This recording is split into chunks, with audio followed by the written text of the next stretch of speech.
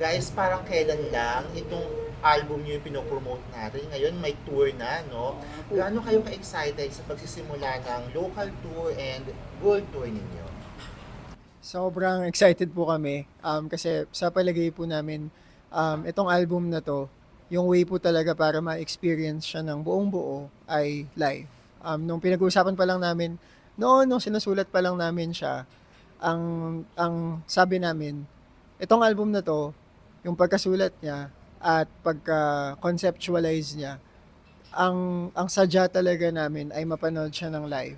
At kung tutuusin, na-realize rin namin na technically, ito yung unang bukod sa December 14 na naganap, ito yung unang-unang pagkakataon na mapapanood ng mga tao yung creative work namin na bagong album.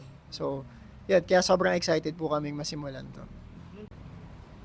Sa tour po na 'to, kumbaga first time kasi namin gawin yung konsepto nung December. So, ano, marami kaming in-improve pa na siguro sa bawat show, mas nag improve yung quality, mas nag improve yung experience. So, sobrang excited po kami na dalhin lahat ng mga natutunan namin ever since nung first time namin nung December para ihandog sa liwanag sa Cebu, sa Davao, sa Bacolod, and then sa California and sa kung saan man kami mapadpad dito sa tour na to.